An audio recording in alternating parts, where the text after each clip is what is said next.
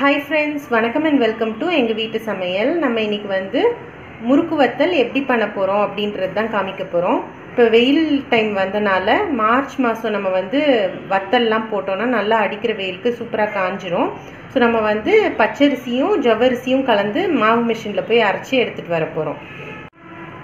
பச்சரிசி வந்து 1 கிலோ எடுத்துருக்கோம். அதுக்கு வந்து 200 கிராம் ஜவ்வரிசி எடுத்துக்கணும். இது ரெண்டுத்தையும் நம்ம வந்து மிஷினில் போய் அரைச்சிட்டு வந்துடலாம்.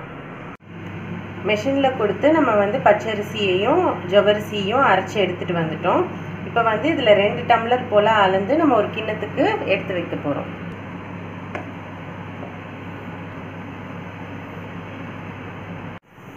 இப்போ வந்து நம்ம 400 கிராம் மாவு போல் எடுத்து வச்சுருக்கோம். அதுக்கு வந்து நம்ம வந்து 2 டீஸ்பூன் கல்லுப்பு, 1 டீஸ்பூன் ஜீரகம், 1 லெமன், கொஞ்சோண்டு கருவேப்பிலை, ஒரு 8 பச்சை மிளகாய், அதுக்கப்புறம் கொஞ்சோண்டு பெருங்காயத்துண்டு எடுத்து வச்சுக்கோங்க. இப்போ நம்ம வந்து பச்சை மிளகாய், கருவேப்பிலை, பெருங்காயம் இது 3த்தை மட்டும் நம்ம வந்து அரைச்சி எடுத்துக்க போகிறோம். இந்த மாதிரி அரைச்சி வச்சுக்கோங்க. தண்ணி ஆட் பண்ண தேவையில்லை. அது மாதிரி ரொம்ப நைஸாகவும் அரைக்கணும்னு அவசியம் இல்லை. இந்த மாதிரி குறைன்னு அரைச்சாலும் பரவாயில்ல. நம்ம வந்து எவ்வளோ மாவு எடுத்துருக்கோமோ அதுக்கு வந்து 2.5 மடங்கு நம்ம தண்ணி எடுக்கணும். ஸோ 2 டம்ளர் மாவு எடுத்தனால 5 டம்ளர் தண்ணி ஊற்றிக்கணும். இந்த மாவில் நீங்கள் கொஞ்சமாக தண்ணி விட்டு இந்த கூழ் மாதிரி கரைச்சி வச்சுக்கோங்க. ஏன்னா நம்ம வந்து இப்போது அந்த 5 மடங்கு 2.5 மடங்கு வந்து தண்ணி விட்டுட்டு நம்ம அதை கொதிக்க விட்டுட்ருக்கோம்.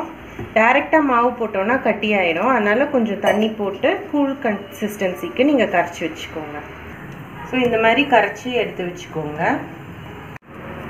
நம்ம அடுப்பில் வச்சுருக்கோம் இல்லையா தண்ணி, அதில் வந்து நீங்கள் நம்ம அரைச்ச மசால் ஆட் பண்ணிக்கோங்க. கருவேப்பிலை, பச்சை மிளகாய், அதுக்கப்புறம் பெருங்காயம் சேர்த்த கலவை. நெக்ஸ்ட்டு ஜீரகம் ஆட் பண்ணிக்கோங்க 1 ஸ்பூன். அடுத்து கல்லுப்பும் ஆட் பண்ணிக்கோங்க. இது வந்து லைட்டாக கொதிக்கணும். கொதிச்சோன்னே நீங்கள் வந்து சிம்மில் வச்சுக்கோங்க. அப்புறம் நம்ம கரைச்சி வச்சுருக்க மாவை இதில் மெல்லமாக ஆட் பண்ணுங்கள். கட்டி விழாமல் நம்ம வந்து கிளறிட்டே இருக்கணும். அதான் மெயின் பாயிண்ட். ஸ்லோவில் வச்சுட்டு நீங்கள் இந்த மாதிரி கிண்டிகிட்டே இருங்க. கட்டி விழாமல் பார்த்துக்கோங்க. ஓரளவுக்கு வந்து மாவு நல்லா கொஞ்சம் கட்டியாகிற வரைக்கும் நம்ம கிளறணும். இந்த ஸ்டேஜில் நீங்கள் வந்து நிறுத்திக்கோங்க. ஓரளவுக்கு இந்த மாதிரி கட்டியாக இருக்கணும். ஆறுனோன்னா இன்னும் கொஞ்சம் நல்லா சாலிடாக வரும். அதனால் இந்த ஸ்டேஜ் பார்த்து நீங்கள் நிறுத்திக்கோங்க. மேலெல்லாம் பபிள்ஸ் வரும். நல்லா வெந்து சாஃப்டாக கூழ் மாதிரி இருக்கும். ஸோ அதான் ஸ்டேஜ். அடுப்பை விட்டு இறக்கணுன்னு நம்ம வந்து 1 லெமன் புழிஞ்சிக்கலாம். இந்த லெமனுக்கு பதில் நீங்கள் மோரும் ஊற்றிக்கலாம். ஊற்றிட்டு நல்லா கிளறிக்கோங்க.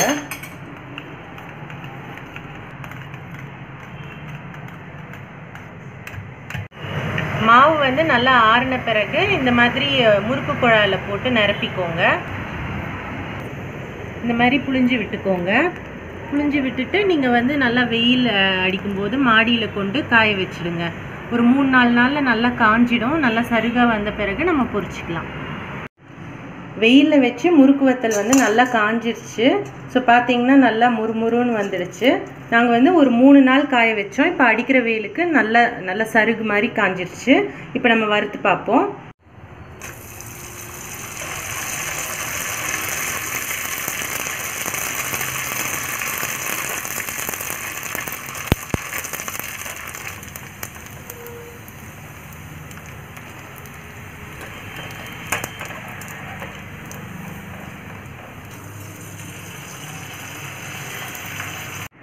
மொறுமொறுன்னு முறுக்கு வத்தல் சூப்பராக தயாராகிடுச்சு. ஸோ இந்த டைம் நீங்கள் போட்டிங்கன்னா வெயிலுக்கு வந்து நல்லா காஞ்சிரும். உங்களுக்கு இடையில கடுக்கடுக்குன்னெலாம் வராமல் நல்லா ஸ்மூத்தாக மொறுமொறுன்னு இருக்கும். ஸோ ட்ரை பண்ணுங்கள். ட்ரை பண்ணிவிட்டு உங்களோட ஃபீட்பேக்கை எங்களுக்கு கமெண்ட்ஸாக போஸ்ட் பண்ணுங்கள். இந்த வீடியோ உங்களுக்கு பிடிச்சிருந்ததுன்னா லைக் பண்ணுங்கள், ஷேர் பண்ணுங்கள், சப்ஸ்கிரைப் பண்ணுங்கள். மறக்காமல் பெல் பட்டனையும் டேப் பண்ணுங்கள். அப்போ தான் எங்களோட ரெகுலர் அப்டேட்ஸ் உங்களுக்கு வந்து சேரும். தேங்க்யூ.